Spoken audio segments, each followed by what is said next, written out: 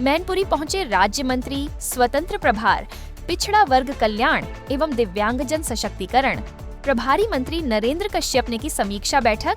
प्रभारी मंत्री नरेंद्र कश्यप ने जिले के अधिकारियों व प्रतिनिधियों के साथ की समीक्षा बैठक में बजट को लेकर की गई चर्चा तथा प्रदेश के बजट को बताया जनहित में शासन के द्वारा कई प्रकार की नई योजनाओं को नए बजट से जोड़ा गया है, जो पूर्ण रूप से जनता के हित में होगा।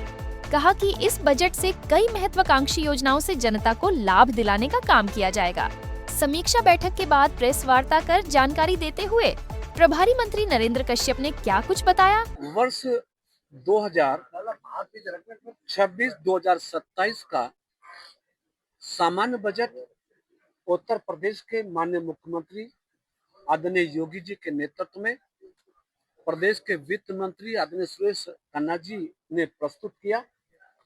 उत्तर प्रदेश का पहला बजट है जिसमें सर्वाधिक धनराशि 9,12,000 करोड़ की रखी गई, जो उत्तर प्रदेश के सभी आज तक के बजटों की धनराशि से अधिक है।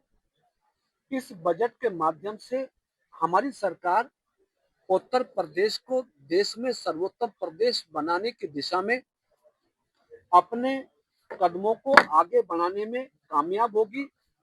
बजट में युवाओं को, छात्रों को, महिलाओं को, दिव्यांगों को प्राथमिकता देते हुए सभी बजटीय धनराशि में बढ़ोतरी करने का काम सरकार के माध्यम से किया गया।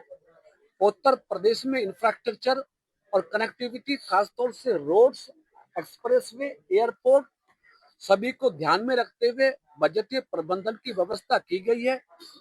उत्तर प्रदेश में एमएसएमई और उद्योगों की स्थापना को विस्तार दिया जा सके, बजट को भारी भरकम बनाने का प्रयास हुआ है। उत्तर प्रदेश के किसान और मजदूर खुशहाली के चरम को प्राप्त कर सके, इसका भी पूरा ध्यान बजट में रखा गया है।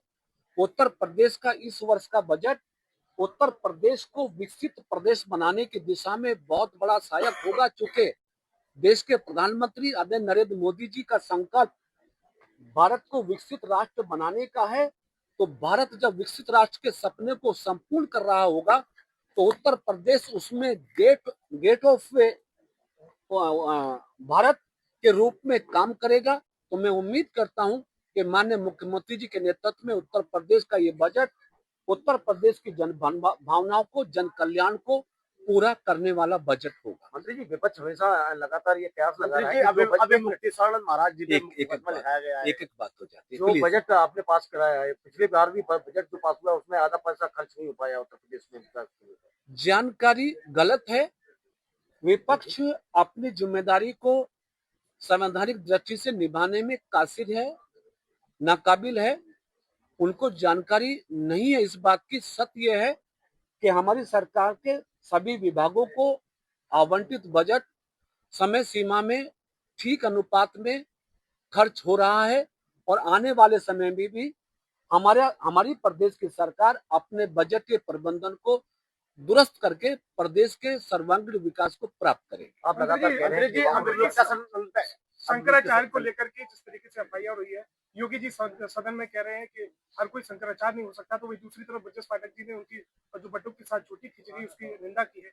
इस तरीके से प्रयागराज में माघ मेला ये पहला हुआ जिसमें 21 करोड़ से ज्यादा श्रद्धालु सम्मिलित हुए और महाकुंभ में 66 करोड़ श्रद्धालुओं ने हिस्सेदारी की है। सरकार की और प्रशासन की चिंता ये रहती है कि किसी भी माघ मेले में या बड़े आंदोलन में भक्तों का हित सर्वोपरि है। इसलिए स्थानीय प्रशासन ने शंकराचार्य जी को उस रास्ते पर जाने से रोकने का प्रयास किया जिस रास्ते से श्रद्धालुओं की वापसी हो रही थी, जिसको लेकर एक विवाद उत्पन्न हुआ। तो मुख्यमंत्री जी का संकल्प और कमिटमेंट ये है कि हम किसी भी कीमत पे ऐसी घटनाओं से उत्तर प्रदेश के मेलों को, महाकुंभ को बचाए जिससे जनहानि की संभावना हो। इसलिए उस पर जो भी आवश्यक प्रयास थे प्रशासन और सरकार ने किए। एफआईआर होना ये सरकार और प्रशासन की प्राथमिक जिम्मेदारी है। यदि कोई व्यक्ति शंकराचार्य भी है और उनके किसी कदम से कोई हानि होने की संभावना है तो कानून अपना काम करे। सरकार पर क्या असर पड़ेगा इसका, इस प्रकरण का? सरकार असर और बेअसर के लिए काम नहीं करती है। सरकार का दायित्व उत्तर प्रदेश की सुरक्षा है, उसके लिए सरकार हर कदम उठाती है। यूजीसी कानून को लेकर उन्नाव सांसद साक्षी महाराज ने बयान दिया है कि 90% पिछड़े और दलित अगर सवर्णों का इस तरीके से अपोज करेंगे तो सवर्ण कभी जनप्रतिनिधि नहीं बन सकते। तो क्या लग रहा है यूजीसी मामले में घी डालने का काम किया? यूजीसी के मुद्दे पर सर्वोच्च न्यायालय ने स्थगन आदेश पारित किया है। मामला सब जुडिस है, टिप्पणी करने का उचित नहीं है। एनसीईआरटी मामले को लेकर के सुप्रीम कोर्ट में फटकार लगाई है। एनसीईआरटी मामला चल रहा था, उसमें सुप्रीम कोर्ट में फटकार लगाई है। सर्वोच्च न्यायालय हमारी संवैधानिक सर्वोच्च संस्था है।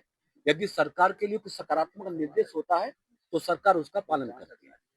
अभी एआई समिट के लिए प्रोफेसर रामगोपाल यादव ने बोला कि इससे जो है एक तो बेरोजगारी बढ़ेगी, दूसरी मानसिक विकलांगता आएगी। इस तरीके से नहीं, ये समाजवादी पार्टी का बयान तात्कालिक परिस्थितियों के अनुरूप नहीं है बल्कि विरुद्ध है। देश में इस बात की प्रसन्नता है कि प्रधानमंत्री नरेंद्र मोदी जी के नेतृत्व में एआई समिट बेहतरीन तरीके से संपन्न हुई और एआई आज के जमाने में देश नहीं बल्कि दुनिया की आवश्यकता है। आपने देखा होगा कि हमारी केंद्र की सरकार के मार्गदर्शन में डिजिटल पेमेंट पर एक शुरुआत की और जिसका परिणाम ये है कि विश्व में हमारा भारत डिजिटली पेमेंट करने पे दुनिया में नंबर 1 पे है। फ्रांस के प्राइम मिनिस्टर ने इसी एआई समिट में भारत की प्रशंसा की कि हिंदुस्तान ने डिजिटल पेमेंट में एक अपने आप को नंबर 1 पे साबित करके वर्तमान की परिस्थिति को स्वीकारा। इसलिए समाजवादी पार्टी का बयान मेरे ख्याल देश की वास्तविकता से दूर है। कुछ पल तुम्हारे साथ बिताए हुए पल मेरे साथ रहेंगे जिंदगी भर।